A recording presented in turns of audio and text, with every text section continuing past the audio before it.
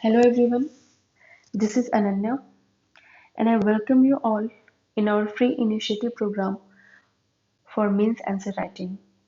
So in today's session, we are about to discuss a question which you can see on your screen right now और इस session में with discussion we will try to learn कि जब भी हम answer writing करते हैं तो उसकी स्ट्रक्चरिंग कैसे की जा सकती है, क्या कंटेंट्स यूज़ किए जा सकते हैं, क्या डेटा यूज़ किए जा सकते हैं।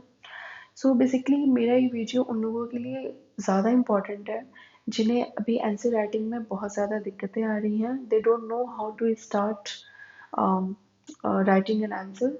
तो आप प्लीज़ जो जो बातें मैं वीडियोस के माध्यम से आपको समझाना चाहती हूँ, आप ट्राई करना कि आप अपने आंसर राइटिंग में इन चीज़ों को इनकलकेट कर सको। आई बिलीव कि they are going to be very helpful for you. Okay, so let's start with the question.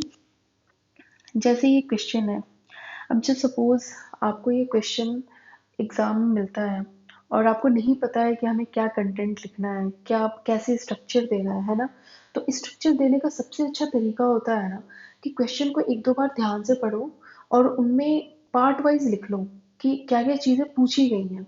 अगर उन्हें आप साइड में लिख लेते हो और एक मेंटल फ्रेमवर्क अपने मन में तैयार कर लेते हो कि ये चीज़ें हमें लिखनी है, तो उससे क्या होता है ना कि आपके आंसर में एक फ्लो बन जाता है।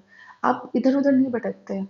आपके आंसर में फ्लो तभी आता है जब आपको एग्जैक्टली पता हो कि क्वेश्चन में ये चीज़ें पूछी गई हैं और मुझे इतने के ही जवाब देने हैं। ठीक है, तो जैसे इस क्वेश्चन में देखते हैं, आप पहला सेंटेंस देखो क्या कह रहा है। What do you think about increasing legal age of marriage to 21। ठीक है, तो just suppose it can be your intro.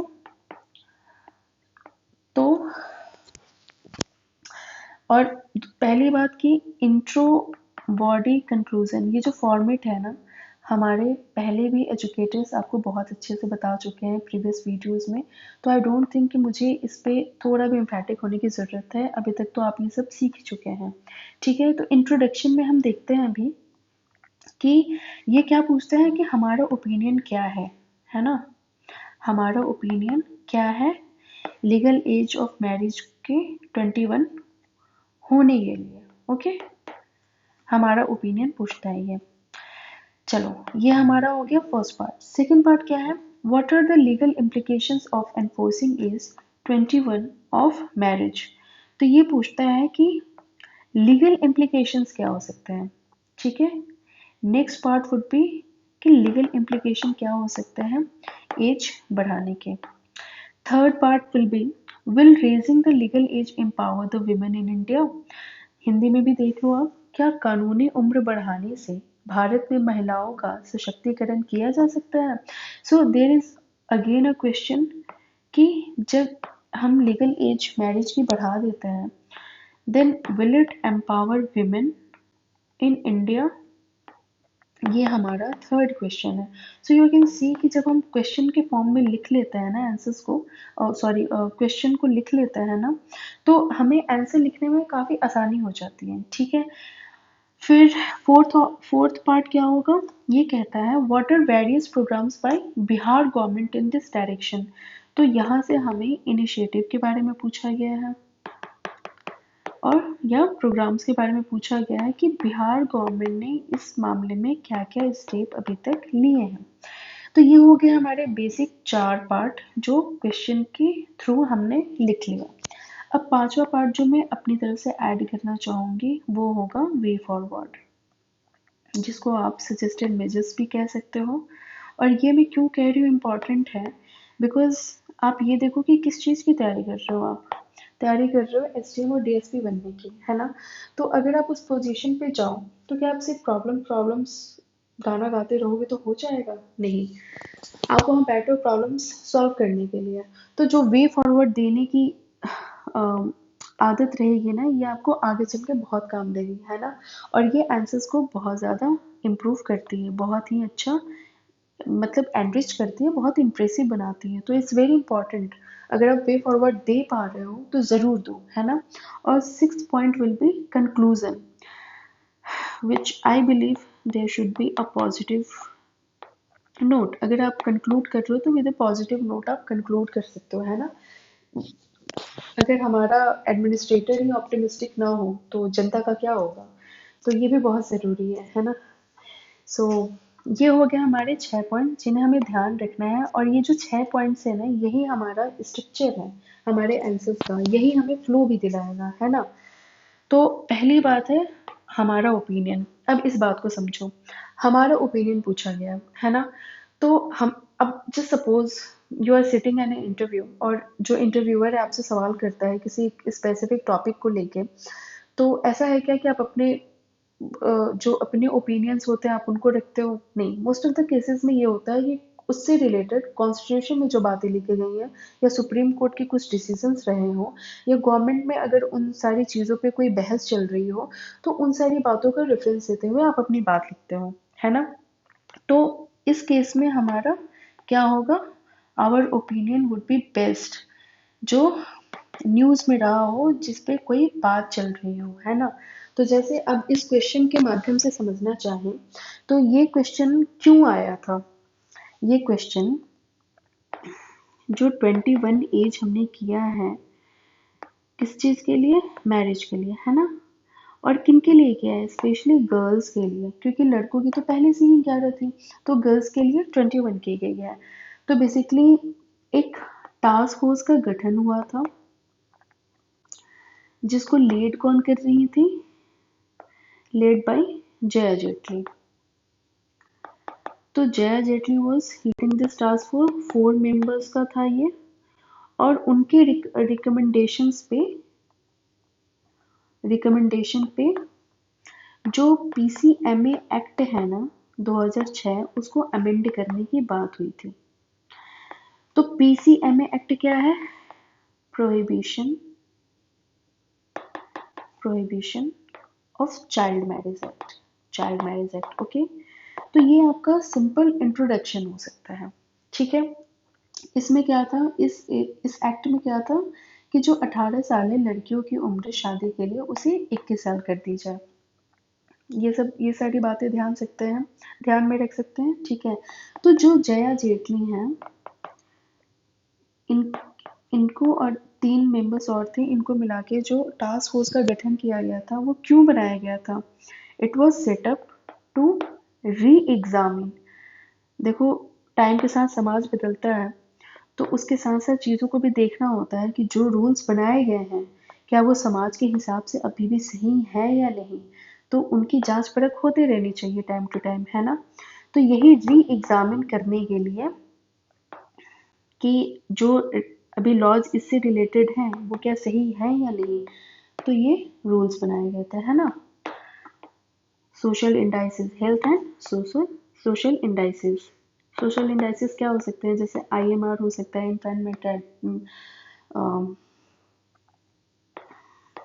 Infant mortality rate, या मैटरनल मोर्टेलिटी रेट, ओके? या न्यूट्रिशन से भी रिलेटेड जो भी प्रॉब्लम्स हो उनको देखने के लिए। सो ये तो हो गया हमारा बेसिक इंट्रो, ठीक है? अब आप जब आगे बढ़ोगे तो थोड़ा हिस्टोरिकल बैकग्राउंड भी लिख सकते हो कि क्या रहा है ना? तो इनिशियली में आप ये बता दोगे कि जो मैरिज के लिए मिनिमम एज रही थी, वो अलग अलग रिलीजन में क्या थी। जैसे हिंदू में क्या थी, हिंदू का लिख दोगे, हिंदू मैरिज एक्ट है ना, है? हिंदू मैरिज एक्ट था, तो उसमें क्या था? पहले 18 साल थी लड़कियों के लिए और 21 साल थी बॉयज़ के लिए, है ना? तो यही था। इस्लाम में क्या था? इस्लाम में बेसिकली ये था कि कोई भी माइनर जो माइनस मैरिज जो भी प्यूबर्टी क्रॉस कर चुका है ना? प्यूबर्टी क्रॉस कर चुका है, वो मैरिज के लिए कंसिडर किया जाएगा, ठीक है? प्यूबर्टी मतलब कि मतलब ही और she will be able to reproduce now. And third will be the special marriage act. आप इसे सर्च करोगे and then you will form your answer. मैं आपको फ्रेमवर्क बताती जाती हूँ। इसमें भी सेम बातें थी, 18 बॉय के लिए और 21 गर्ल के लिए थी, ठीक है? अब आपको इतनी बातें ध्यान रखनी है। तो it can be your basic introduction.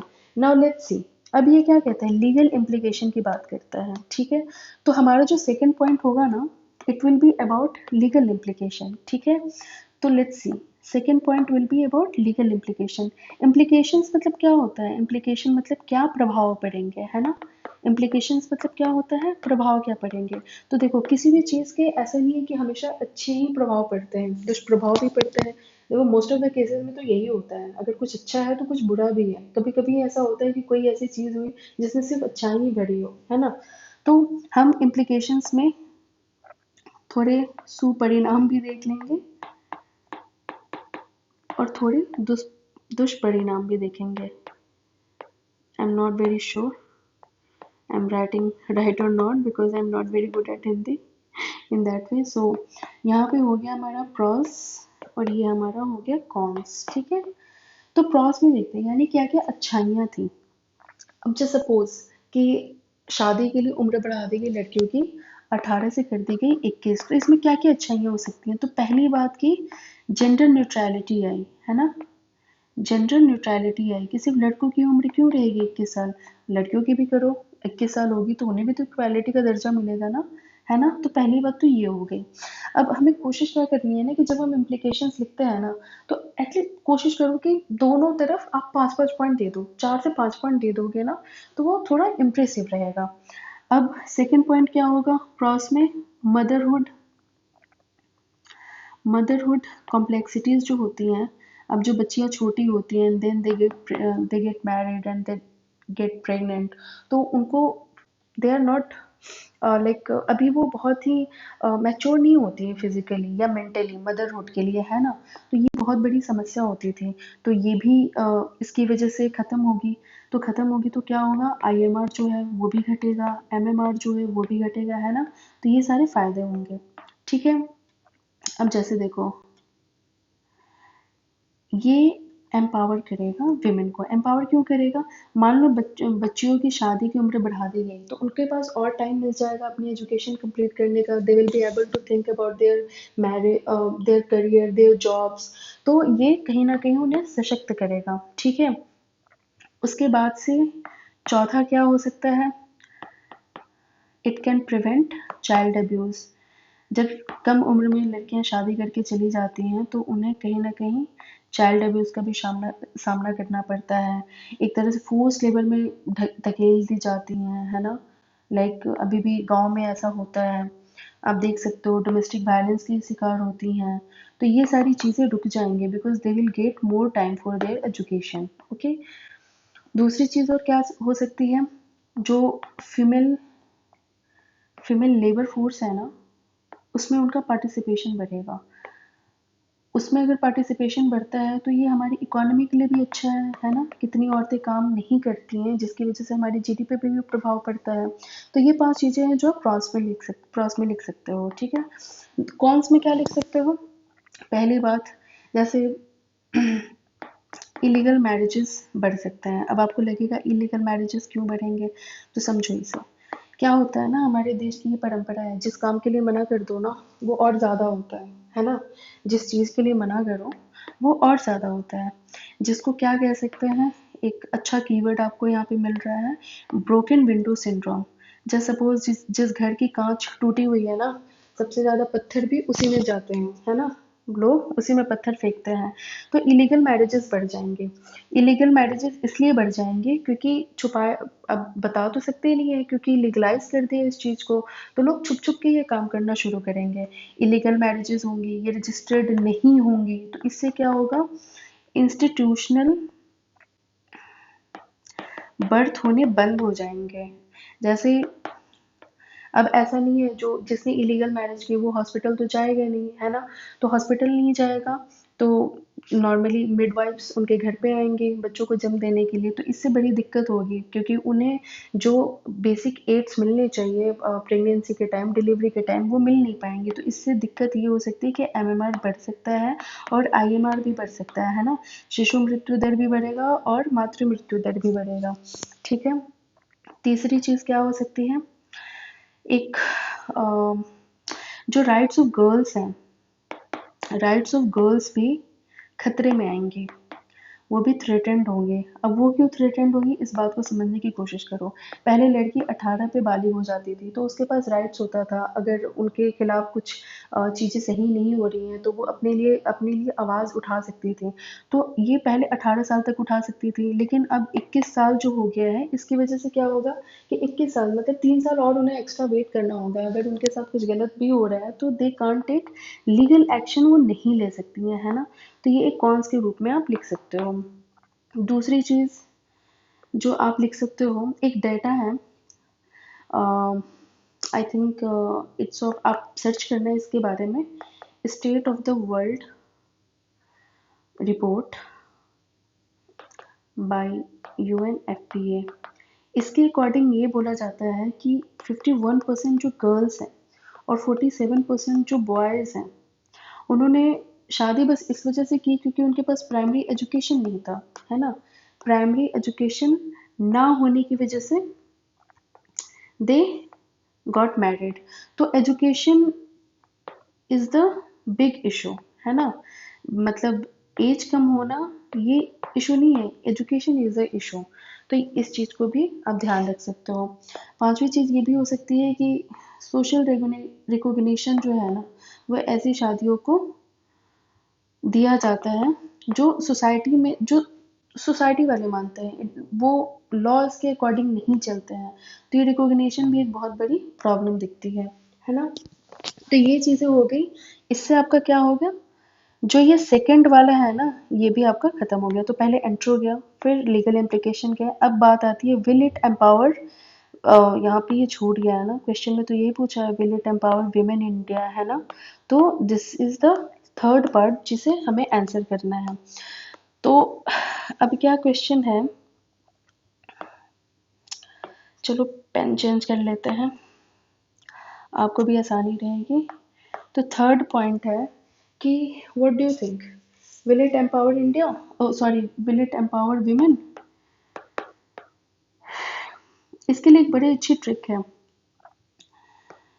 आपको ध्यान में रखनी चाहिए। जब ऐसे क्वेश्चंस आते हैं ना और आपको ना पता हो कि इसमें क्या आंसर्स लिखना चाहिए, है ना, तो सबसे अच्छा तरीका होता है, एक ट्रिक है। ट्रिक क्या है, वो ट्रिक का नाम है पेस्टल। जो समाज शास्त्र के स्टूडेंट हैं शायद वो रिलेट कर पाए इस चीज़ से। पेस्टल इज अ ट्रिक जिसके माध्यम से आप अपने आंसर को बड़ा अच्छा, बहुत अच्छे से एनरिच कर सकते हो। P is for political here, political हो गया। E हो गया आपको इकोनॉमिक के लिए। S हो गया आपका सोशल के लिए। T हो गया टेक्नोलॉजिकल के लिए। E हो गया इन्वायरमेंट के लिए। और L हो गया लीगल के लिए। अब देखो, अगर कोई भी चीज़ हो रही है, ठीक है, जस्ट सपोज ये क्वेश्चन है कि अगर जो लीगल एज है मैरिज के लिए बढ़ा दी जाती है तो औरतों पे क्या प्रभाव पड़ता है ना। तो औरतों पे किन किन आयामों के थ्रू प्रभाव पड़ सकता है, क्वेश्चन ऐसे भी तो सोचा जा सकता है ना। तो just consider yourself as a woman, like if I were a woman, okay। अब लड़कियां लड़कियां हैं ये तो नहीं सोचेंगे ना, तो मैं ये लड़कों के लिए कह रही हूँ कि आप सोचो जरा कि आप एक लड़की हो और आपके लिए ऐसे कुछ प्रोविजंस लाए जा रहे हैं गवर्नमेंट के द्वारा, तो आप पे किस किस रूपों में प्रभाव पड़ सकता है। तो आप ये सोच सकते हो कि पॉलिटिकली क्या प्रभाव पड़ सकता है, इकोनॉमिकली क्या प्रभाव पड़ सकता है, सोशली क्या प्रभाव पड़ सकता है और टेक्नोलॉजिकली क्या प्रभाव पड़ सकता है, इन्वायरमेंटली भी क्या प्रभाव पड़ेगा और लीगली भी क्या प्रभाव पड़ेगा। अब ये 6 कीवर्ड्स हैं, आप इसे हर जगह यूज़ करो। अगर कहीं कुछ नहीं समझ में आ रहा है ना, तो इस ट्रिक को लेके आप अपने आंसर्स को कंप्लीट कर सकते हो। अब जस्ट सपोज मैं यहाँ पे सोचूं पॉलिटिकली, ठीक है, पॉलिटिकल लेवल पे क्या प्रभाव पड़ सकता है, पॉलिटिकल लेवल पे क्या प्रभाव पड़ेगा, अरे एजुकेशन बढ़ेगी, है ना। एजुकेशन अगर बढ़ती है तो उनको पॉलिटिक्स में भी तो पार्टिसिपेट करने को मिलेगा, है ना। देखो मैं ज़्यादा लिखती नहीं हूँ, इससे बड़ा टाइम जाएगा, तो आप मेरी बात को ध्यान से सुनते जाओ and just try to write it down, ठीक है। तो पॉलिटिक्स में पार्टिसिपेशन बढ़ेगा तो पंचायत लेवल पे भी अच्छा करेंगी, ब्लॉक लेवल पे भी जाएंगी, डिस्ट्रिक्ट लेवल पे भी जाएंगी, लेजिस्लेटिव असेंबली में भी जाएंगी और लोकसभा में भी जाएंगी। तो इससे क्या होगा ना कि हमारी औरतें हमारा मुद्दा वहाँ पे रखने के लिए सक्षम होंगी और इससे क्या होगा कि बॉटम टू टॉप अप्रोच अपनाया जाएगा। तो जो भी मुद्दे हैं ना वो औरतों की ज़्यादा अच्छे से औरतें वहाँ पे रख पाएंगी, ठीक है, तो इस तरह की बात आप पॉलिटिकल लेवल पे रख सकते हो। सोशल पे क्या रखोगे? सोशल में क्या होगा कि ऑर्थोडॉक्सी जो होती है ना, ऑर्थोडॉक्सी औरतों को लेके, वो लीगल एज अगर बढ़ाई जाए तो खत्म होगी। कैसे खत्म होगी? जैसे एक ये मान्यता है कि जो औरत है वो सिर्फ चार दीवारी में रहने के लिए है ना? तो अगर उनके पास थोड़ा और वक्त मिल जाए तो वो अपने एजुकेशन को पूरा कर सकती हैं और अच्छा कर सकती हैं, है ना? तो ये सारे इम्प्लीकेशंस होंगे। मतलब इन सारी वजहों से वो अपने आप को और एम्पावर कर सकती हैं। तो पहली बात तो ये हो गई, है ना? ये ऑर्थोडॉक्सी खत्म होगी, डोमेस्टिक मेंटालिटी जो है वो खत्म होगी। उसके बाद से सोशल सुपरस्टिशन भी कुछ हैं, जैसे अब पर्दा पर्दा सिस्टम ले सकते हो, है ना? ये चीज़ें भी हटेंगे। उसके बाद से डाउरी है, अगर औरत ज़्यादा शिक्षित होगी तो उसके डाउरी के लिए कम डिमांड होगी।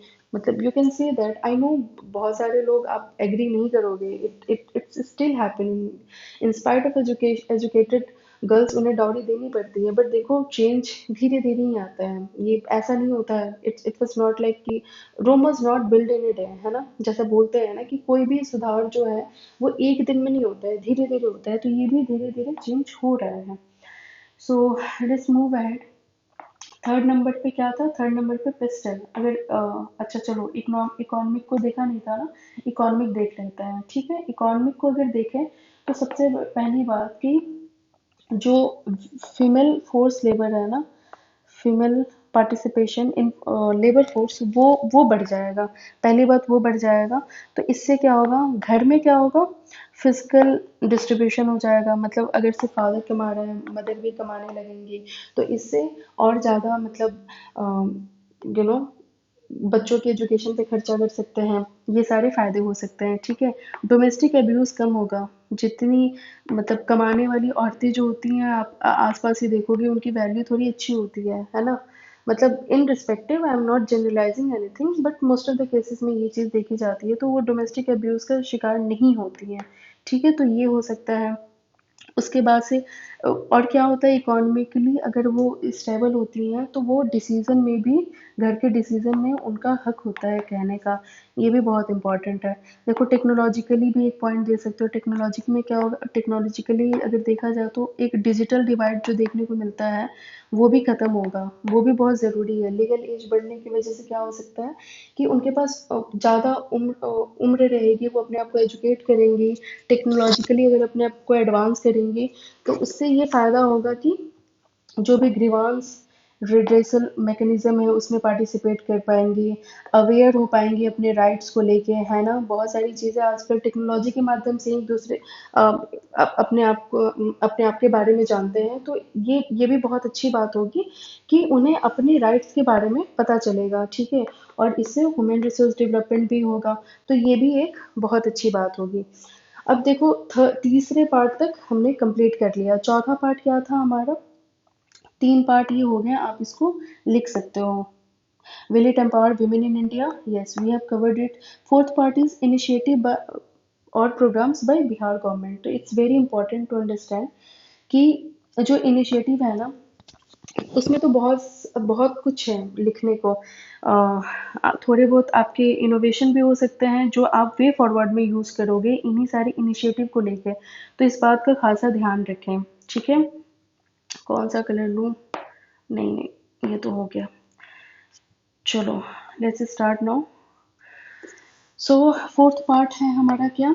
हमें पूछा गया है कि बिहार गवर्नमेंट ने क्या इनिशिएटिव्स लिए हैं या क्या प्रोग्राम्स हैं इससे रिलेटेड। ठीक है, तो प्रोग्राम्स प्रोग्राम्स जो भी हैं, जितने भी सारे हैं, बहुत अच्छे अच्छे एग्जाम्पल्स हैं। आप उनके बारे में लिख सकते हो। जैसे पहला एग्जाम्पल जो ध्यान में आ रहा है वो है आपका सात निश्चय। सात निश्चय 1 और 2 दोनों की ही बात करो। 1 में भी विमेन एम्पावरमेंट की बात की गई थी, है ना?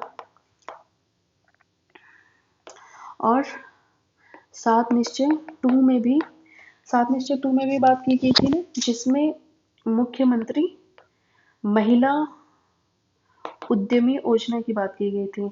आप इसे ज़रूर पढ़ना ध्यान से, जिसमें इंसेंटिवाइज किया जाता है विमेन एंटरप्रेन्योर्स को कि अगर वो अपना कोई उद्योग लगाती हैं तो उन्हें एडिशनल 5% फ़ायदा दिया जाएगा। 5 लाख तक वो लोन भी ले सकती हैं। ये सारे फ़ायदे हैं, है ना। दूसरी चीज़ क्या है कि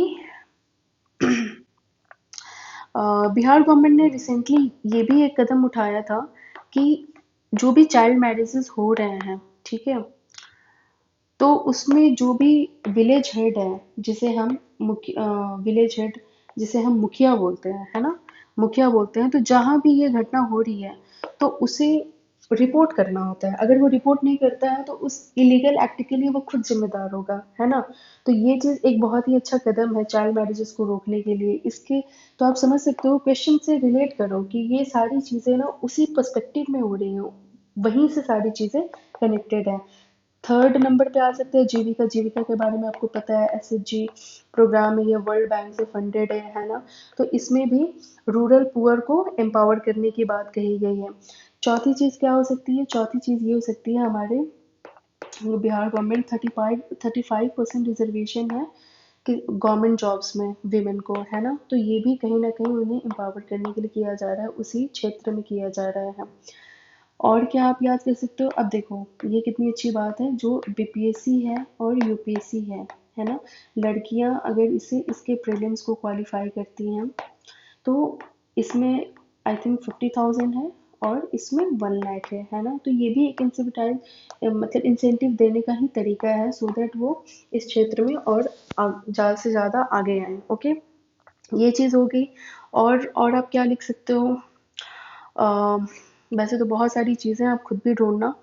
जैसे गवर्नमेंट ने ये बताया था, लोकसभा में जो इंडिया इंडिया की विमेन फोर्स है ना, वो 10.3% है in comparison to man. Okay, और आपको जान के बड़ी खुशी होगी कि बिहार जो है ना हमारा, फर्स्ट नंबर पे है जिसमें विमेन पार्टिसिपेशन सबसे ज़्यादा है पुलिस फोर्स में, है ना। ये भी बड़ी अच्छी बात है, इसका भी आप ध्यान रखोगे। तो ऐसी बहुत सारी चीज़ें हैं जिसे आप लिख सकते हो। और भी बहुत सारे इंसेंटिव दिए जा सकते हैं, जैसे बाइसिकल दिया जाता है, जैसे यूनिफॉर्म्स दिया जाता है ना। कैश ट्रांसफर भी है, जैसे अभी बिहार के बजट में आया था कि जो भी ग्रेजुएशन करती है उन्हें भी कुछ कैश ट्रांसफर किया जाएगा, या जो 12th करती हैं। तो ये सारे इंसेंटिव देने का ही तरीका है, सो दैट वो अपनी विमेन एम्पावरमेंट के क्षेत्र में आगे बढ़े। ठीक है, ये चीज़ हो गई। तो ये हो गया आपका, क्या हो गया देखो। तो हमने ये सारी चीज़ें कवर करी, फोर्थ पार्ट तक वी हैव ऑलरेडी कवर। तो हमारा बचा 5 और 6, यानी वे फॉरवर्ड और कंक्लूजन। ठीक है, तो अगर हम वे फॉरवर्ड देखें तो वे फॉरवर्ड मेरे हिसाब से बहुत इंपॉर्टेंट होता है। अगर आप वे फॉरवर्ड दो तो वो आपके जो आंसर है उसको बहुत ही इम्प्रेसिव बनाता है, क्योंकि आपने कुछ अपनी तरफ से भी दिया, आपकी क्रिएटिविटी यहीं पे दिखती है। तो वे फॉरवर्ड में आप क्या क्या लिख सकते हो? जस्ट सपोज वे फॉरवर्ड में बहुत सारी चीज़ें हैं, जैसे फर्स्ट नंबर में जो आंगनवाड़ी है, क्योंकि आंगनवाड़ी के थ्रू ही तो अ, महिलाओं तक ये चीज़ें जाती हैं ना, इंफॉर्मेशन जाती है ना। तो आंगनवाड़ी हो गई, आशा वर्कर्स हो गए, इनको आप स्ट्रेंथन करो, मतलब इनको ज़्यादा से ज़्यादा एम्पावर करो, सो दैट ये आगे की भी चीज़ों को सही कर पाए। फोकस आपका सबसे ज़्यादा कहाँ होना चाहिए? फोकस होना चाहिए आपका, focus on vulnerable sections. Even women में भी कुछ वल्नरेबल सेक्शन हैं, उन पे ज़्यादा फोकस करने की ज़रूरत है, जैसे दलित समाज हो गया, है ना, जैसे ट्राइबल वुमेन हो गई, तो उन पे ज़्यादा ध्यान देने की ज़रूरत है। अवेयरनेस कैंपेन चलाने चाहिए, अवेयरनेस कैंपेन चलाएं हम, है ना। और कैंपेनिंग हो, आजकल तो सोशल मीडिया का ज़माना है, तो सोशल मीडिया और मास मीडिया के थ्रू कैंपेनिंग होनी चाहिए। ओके, और चौथी बात जो काफ़ी इनोवेटिव है, जो ये मैरिज के बारे में चीज़ें हैं ना, मैरिज के बारे में चीज़ें पढ़ाई जानी चाहिए, इन्हें स्कूल करिकुलम इन्हें रखा जाना चाहिए। उनको इसके प्रॉस एंड कॉन्स, अगर आप अर्ली मैरिज करते हैं तो क्या क्या होता है, ये बच्चों को बताएं, क्योंकि बच्चों को बताने से बड़ा फर्क पड़ता है ना। वही चीज़ें आगे अपने माँ बाप को सिखाते हैं, उसके अगेंस्ट होते हैं, तो ये भी बहुत ज़रूरी है। फिर इन्वॉल्वमेंट ऑफ लीडर्स होना चाहिए, जो भी वहाँ पे हैं लोकल लोकल लेवल पे, वो रहेंगे तो ज़्यादा अच्छा रहेगा। कम्युनिटी पार्टिसिपेशन होगा इन चीज़ों में, तो ये चीज़ें रोकी जाएंगी, है ना। ये सारी चीज़ें हैं। छठा, छठा आई थिंक 5 पॉइंट तो काफ़ी है, लेकिन एक और बहुत अच्छा दिमाग में आ रहा है। जैसे बिहार गवर्नमेंट ने ये लाया था कि जो भी विलेज हेडमैन है, जो मुखिया है, तो अगर कहीं भी इलीगल एक्ट इस तरीके से चाइल्ड मैरिजेस हो रहे हैं तो आपको रिपोर्ट करना है, ठीक है। और एक और ऐसा था कि आई डोंट रिमेम्बर, लेकिन इस तरह के न्यूज़ थे कि प्रधान का चुनाव वही लड़ सकता है जिसका एक टॉयलेट हो, राइट। तो इस तरीके का अगर कुछ ऐसा बना दे कि वही विमेन जो है वो पंचायत का चुनाव लड़ें, जिनके यहाँ जिन्होंने 21 साल के बाद शादी की हो, या anything, you can add anything innovative, जो भी आपके दिमाग में आता है। कभी आप डरो नहीं, है ना। ये सारी चीज़ें जो हैं इलेक्शन मैनिफेस्टो में होनी चाहिए, तभी तो आप इन चीज़ों को बढ़ावा दोगे ना, तभी तो ये चीज़ें सिर्फ पेपर पे नहीं, स्पिरिट में भी खत्म होंगी। देखो, कोई भी लॉज बनाए जाते हैं ना, अगर आप सिर्फ उसे वर्ड्स तक रखते हो ना, तो इसका कोई मतलब नहीं है ना। पेपर्स के साथ साथ वो स्पिरिट में भी होना चाहिए, तभी तो वो हमेशा हमेशा के लिए इस समाज से जाएगा, ठीक है। तो ये हो गया। तो देखो, अब हमारा बचा कंक्लूजन। कंक्लूजन का क्या है कि कंक्लूजन तो आप जैसे करना चाहो कर सकते हो, बस ध्यान रहे कि उसका जो पॉजिटिव नोट होना चाहिए, मतलब आप थोड़े ऑप्टिमिस्टिक होने चाहिए, है ना। तो किसी भी एग्जामिनर को ना पेसिमिस्टिक कॉपी लिखने वाला पसंद नहीं आता है, कुछ अच्छा बोलो। तो देखो, महिलाएं जितना आगे बढ़ेंगी समाज के लिए उतना अच्छा होगा, है ना। तो ये बात ध्यान रखनी बहुत ज़रूरी है। तो आप इसमें कैसे लिख सकते हो? वैसे तो बहुत सारे वेज हैं, मैं देखना चाहूँगी कि आप इसमें क्या क्या इनोवेशन ला सकते हो, बट अगर मुझसे कोई पूछे तो मुझे ऐसा लगता है कि जितना विमेन को एम्पावर करो, यानी उनकी लीगल लीगल एज जो है मैरिज के लिए उसे बढ़ाओ, ठीक है। तो उनके पास और टाइम होगा एजुकेशन अपना बढ़ाने का, जॉब में जाएंगे, है ना, अपना करियर बनाएंगे, एम्पावर्ड होंगी तो वर्कफोर्स में भी आएंगी, है ना। मतलब जॉब में गई तो 50% जो पॉपुलेशन है वो भी वर्कफोर्स में आएगी। तो देखो, हमारे इकोनॉमी पे भी बहुत अच्छा प्रभाव पड़ेगा, जीडीपी बहुत अच्छी बढ़ेगी, है ना। जीडीपी अच्छी बढ़ेगी तो इंक्लूसिव ग्रोथ भी कितना अच्छा होगा। इंक्लूसिव ग्रोथ की तो मारामारी है, यही तो नहीं हो पाती है ना, इसी चीज़ की तो लड़ाई रहती है सारे कंट्रीज में। इंक्लूसिव ग्रोथ अच्छी होगी तो जस्ट सोसाइटी बनेगी जहाँ पे इनक्वालिटी नहीं होगी, है ना। सब बराबर होंगे, एक दूसरे के साथ प्यार से रह रहे होंगे। जस्ट सोसाइटी इज लाइक न्याय संगत सोसाइटी, है ना। न्याय संगत, I am gonna try my best, न्याय संगत समाज की स्थापना होगी। तो ये हमारे समाज के लिए कितनी अच्छी बात होगी। तो सोचो, एक स्टेप से, एक लीगल एज मैरिज मैरिज के लिए लीगल एज अगर आप 3 साल भी बढ़ाते हो, तो देख रहे हो ये कितनी दूर तक ये चीज़ें आ रही हैं, है ना। कैसे ये एम्पावर कर रही हैं औरतों को। और देखो, अगर औरतें शिक्षित होंगी ना, तो कहते हैं ना ऐसे कि एक शिक्षित औरत, एक मतलब अगर एक औरत को आप शिक्षा देते हो तो उसके आने वाली पीढ़ी को आप शिक्षित बना रहे हो। यानी औरत जितनी शिक्षित होगी उसकी आने वाली पीढ़ी भी उतनी ही अच्छी होगी, वो न्यूट्रिशनल होगी। मतलब ऐसे रिपोर्ट्स हैं, आप उनको ढूंढो, आप उनके बारे में पढ़ो, उन्हें लिखो। मैंने आपको फ्रेमवर्क बनाया है, आपके आपके आंसर्स के लिए फ्रेमवर्क तैयार किया है, और मैं चाहती हूँ कि आप इन सारी चीज़ों पे बहुत अच्छे से अच्छे डेटा देखो, कंटेंट देखो, और आप इन चीज़ों को लिखो। इनसे बहुत कुछ लिखा जा सकता है, बहुत अच्छे आंसर्स तैयार किए जा सकते हैं। तो इन सारी बातों का ध्यान रखना है, ओके। और I think that's gonna be helpful for you. So, ठीक है, keep learning, happy studying. See you in the next video. So, take care, bye bye, Jai Hind.